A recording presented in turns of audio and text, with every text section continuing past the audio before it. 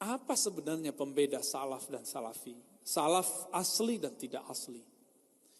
Di masa Rasulullah Sallallahu Alaihi Wasallam telah terjadi perbedaan fikih, apalagi politik, tapi tidak pernah terjadi perbedaan akidah.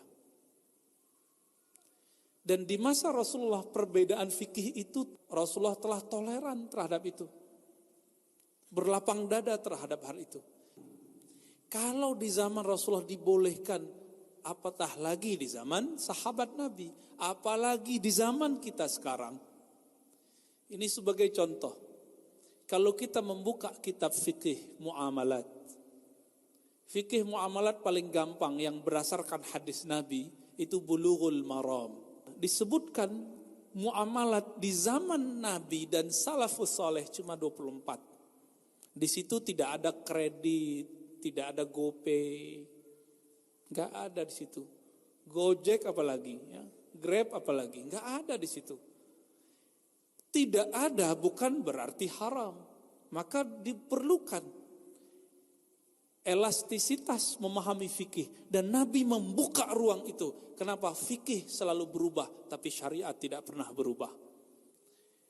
Setelah Nabi mengatakan Allah tidak pandang orang yang manjarra saubahu khuyala, yang membiarkan sarungnya di bawah mata kaki, Nabi buru-buru keluar rumah saat terjadi kusuf, gerhana matahari. Beliau sholat sarungnya di bawah mata kaki. Sholat kusuf itu panjang, berarti sholatnya panjang sekali di bawah mata kaki. Walaupun besoknya beliau kembali jiringkrang lagi, tapi beliau sekedar ingin mengatakan fikih isbal itu tidak saklek. Maka sahabat yang melakukan Allah, ulama salafus saleh, mulai dari sahabat Nabi, tabi'in, tabi'ut tabi'in, mereka sangat luas dalam fikih. Sangat luas dalam fikih. Maka ciri salaf yang hakiki tidak saklek dalam fikih. Ciri salaf yang palsu kaku dalam fikih. Yang kedua, setelah Nabi SAW wafat, muncul perdebatan siasi. Apa arti siasi? Politik. Belum ada perbedaan akidah. Politik dulu. Terpecahlah Muhajirin dan Ansar. Lalu setelah Muhajirin Ansar pecahlah kelompok Ali, kelompok Utsman. Setelah meninggal Utsman, maka Aisyah dan Muawiyah pecah dengan Ali. Begitu selanjutnya. Apakah mereka mengkafirkan? Ketika Ali bin Abi Thalib mengalahkan kelompok Aisyah, Ali tidak mengambil ghanimah. Apa arti ghanimah? Harta rampasan perang. Karena Aisyah masih muslimah, pengikut Aisyah pun muslimah. Berbeda politik dengan Ali. Bahkan diantar pulang oleh Ali bin Abi Thalib radhiyallahu taala anhum ajma'in. Maksud saya nyebut ini apa? Salaf yang asli menerima perbedaan politik. Salaf palsu memaksa satu aliran politik. Apa kata Imam Al-Juwaini dalam kitab Al-Ghiyasi? Kitabnya agak nadir, mungkin sekarang sudah banyak dicetak, langka kitabnya. Apa kata beliau? Jika dalam fikih ibadat terjadi kelonggaran luar biasa, apalagi dalam fikih siasat, fikih politik, pasti akan lebih longgar lagi. Dan yang terakhir ini yang paling parah. Ketika Ali bin Abi Thalib radhiyallahu taala anhu karramallahu wajhah, beliau kalah, muncullah kelompok anti Ali, anti Muawiyah, disebut dengan Khawarij. Khawarij menjadikan kebencian politiknya masuk ke bab akidah. Maka siapapun yang berbeda dengan kelompok mereka, berbeda dengan Allah dan Rasulullah. Begitu keyakinan Khawarij. Apa kesamaan Khawarij dengan Syiah? Sama-sama memasukkan politik ke dalam bab akidah. Ini dosa besarnya mereka. Maka oleh Khawarij dan Syiah beda imam, beda politik, beda iman. Dan di 2019 berapa banyak kawan-kawan, ikhwan-ikhwan, akhwat-akhwat, sahabat-sahabat, ustad-ustad ahlu sunnah terjebak Khawarij dan Syiah secara manhaj. Dia tidak Khawarij, dia tidak Syiah, tapi manhajnya, sistem berpikirnya telah terjebak Khawarij dan Syiah. Apa itu? Siapapun yang beda politik denganku, maka dia kafir, fasik, sesat. Nauzubillah min dzalik. Di bagian akhir ini, ini paling berat ini. Kelompok salafi asli, ahlu sunnah, imam-imam kita yang agung, Imam Abu Hanifah, Imam Malik, Imam Syafi'i, Imam Ahmad bin Hanbal, Imam Bukhari, Imam Muslim tidak pernah membagi tauhid menjadi 3, uluhiyah, rububiyah, asma was sifat. Salafi sekarang itu bukanlah mengikuti salaf. Itu mengikuti Syekh Ibn Taimiyah, bukan salaf. Wafat tahun berapa? 728 Hijriah. Salaf itu 300. Oke, maka nanti belajar kitab akidah yang serius. Di sini ada kitab akidah yang dipelajari? Sifat 20, Aqidatul Awam, pelajari itu. Antum kalau ngaji kepada tamatan Azhar atau tamatan pesantren, sanadnya udah nyambung walaupun tidak ada ijazah. Hari ini garansinya cuma itu sanad. Maka bagian akhir yang mau saya sebut, salaf yang asli bersanad, salaf yang palsu ngaku-ngaku. Sering nyebut Bukhari, Muslim, tapi satu sanad pun kita ragukan. Kalaupun punya sanad, sanadnya ke ulama aswaja ahlu sunnah, ya, yang dituduh mereka ahli bid'ah. Coba lihat, sekarang kawan-kawan kita sedang buat kajian tahfiz, tahsin, tajwid. Yang benar namanya tajwid. Tahsin, semua sanadnya ke imam siapa? Sahibul Matan Jazariyah. Imam Jazari itu sufi Asy'ari muhaddis, bersanad kepada Rasulullah sallallahu alaihi wasallam. Mau kemana engkau lari? Ketemu Asy'ari, ketemu sufi. Semuanya ahli hadis. Allahu Akbar. Imam Syatibi, ahli qiraat, sama. Sufi, muhaddis, mazhab Maliki. Asy'ari. Mau apa lagi? Mau buku apa lagi? Sanad apa lagi yang antum mau? Sanadnya Imam Muhammad bin Abdul Wahhab, pendiri Wahabi.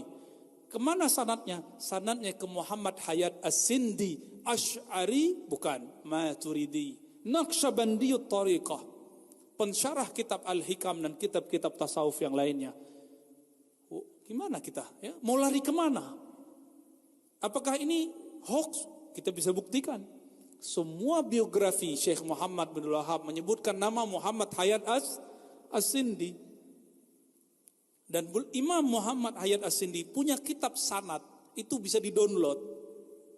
Bisa di-download sanad beliau. Di situ disebutkan, aku Naqsyabandiyut Tariqah, akidah Asy'ari Maturidi lebih pas, karena beliau bermazhab Hanafi. Mau lari kemana? Maka kesimpulan besarnya, akidah ahlus sunnah salaf yang asli, mereka luas dalam fikih, lebih lapang dada dalam bab politik, tapi mereka tidak buat-buat bid'ah dalam akidah. Mereka tidak buat-buat pembagian-pembagian yang tidak penting, yang tidak ada kaitannya dengan ulama salafus saleh. Adapun pembagian uluhiyah, salbiyah, ma'nawiyah, itu cuma istilah. Sebenarnya itu tidak dibagi. Itu hanya pengistilahan ketika Al-Imam Sanusi menulis kitab yang mempermudah santri-santri. Sampai zaman Imam Ghazali tidak ada penyebutan itu. Tapi isinya sama. Sampai ke Imam Abu Hanifah, isi akidah itu sama. Imam Tahawi, isinya sama. Ulama Ahlus Sunnah, Aswaja, Asy'ari dan Maturidi punya kaedah kaidah emas, kaidah zahabiyah. Mengambil dari hadis Nabi, la taqul li akhika kafir. Jangan panggil saudaramu kafir, jangan tuduh saudaramu kafir. Kafir itu diawali dengan bid'ah, maka turunannya jangan tuduh saudaramu ahli bid'ah. Maka Imam Abul Hasan Al-Asy'ari, Imam Tahawi, Imam Maturidi punya kalimat yang sama. Sebelum Imam Abul Hasan Al-Asy'ari wafat, sebelum beliau talqin la ilaha illallah, beliau manggil semua muridnya. Apa kata beliau? Ashhidu, saksikan bahwa aku la ukaffiru ahadan min ahli kiblah. Aku tidak pernah kafirkan siapapun yang masih berkiblat ke Ka'bah. Dan ini diikuti oleh Imam Ghazali. Apa kata beliau? Jangankan Salafi, Mu'tazilah pun yang menolak ketemu Allah, kata Imam Ghazali, mereka khata', mereka keliru dalam akidah. Karena kelirunya akidah, kelirunya besar, tapi tidak kafir. Dulu Imam Ghazali mengkafirkan Mu'tazilah. Dulu, tapi setelah itu enggak lagi. Beliau hanya mengatakan khata', tapi khata' dalam akidah jika disengaja maka disebut sesat. Tidak semua sesat itu kafir. Bisa dibedakan? Ya, begitulah Imam Ghazali. Begitu juga Imam Fakhruddin Ar-Razi. Ya, begitu juga Imam Al-Amidi, Imam As-Subki. Ya, mereka tidak mengkafirkan. Tapi Salafi palsu, Aswaja palsu mengkafirkan orang cuma karena tawassul.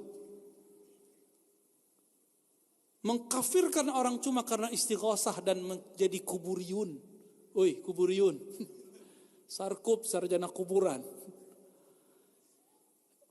Bagi kita, ke kubur itu persoalan fikih, bukan persoalan akidah. Kalau orang keliru di kubur, kelirunya fikih. Perbuatannya haram, tidak syirik. Apa contohnya? Ngambil tanah, itu haram hukumnya. Kecuali memang diizinkan oleh ahli warisnya. Jadi apakah perbedaan Asy'ari, Salafi itu kemudian beda akidah, beda kafir mukmin? Tidak. Meskipun Salafi mengkafirkan orang-orang Asy'ari Sufi, Aswaja Asy'ari Sufi tidak perlu mengkafirkan balik. Kenapa? Itu pesan dari Imam Ahlus Sunnah Abul Hasan Al-Asy'ari. Mengambil hadis Nabi, jangan katakan kafir kepada yang mengatakan la ilaha illallah. Jelas ayatnya, hadisnya jelas. Di hadisnya apa? Kalau ayatnya fa'lam annahu la ilaha illallah, surah Muhammad ayat 19. Di hadisnya sudah dipakai di hadis arba'in. Umirtu an uqatilan nas hatta yaqulu, di riwayat lain yashhadu alla ilaha illallah. Ya. Aku misiku apa? Boleh perang, disuruh perang kepada orang-orang musyrik yang melawan jika mereka tidak berkata la ilaha illallah. Jika mereka telah mengatakannya, tidak boleh lagi perang. Ini cuma karena beda masalah tawasul. Enggak ada Pak tawasul di situ. Loh Ustaz, tawasul itu bab akidah. Tawasul bab akidah itu kamu. Tapi ulama tawasul tidak memasukkannya ke dalam bab akidah. Bisa jadi istilah sama, definisi berbeda. Maka tidak dihukumi suatu hukum karena namanya, hanya dihukumi karena definisinya. Menghukumi sesuatu dengan namanya, sekadar namanya haram. Itu mamnu, terlarang. Itu hanya orang-orang yang tidak berilmu. Bahasa Arabnya jahil. Bahasa Indonesianya antum terjemahkan sendiri. Jadi al-hukmu al-ibratu bil musamma. Hukum itu berdasarkan definisinya, barang aslinya, bukan namanya.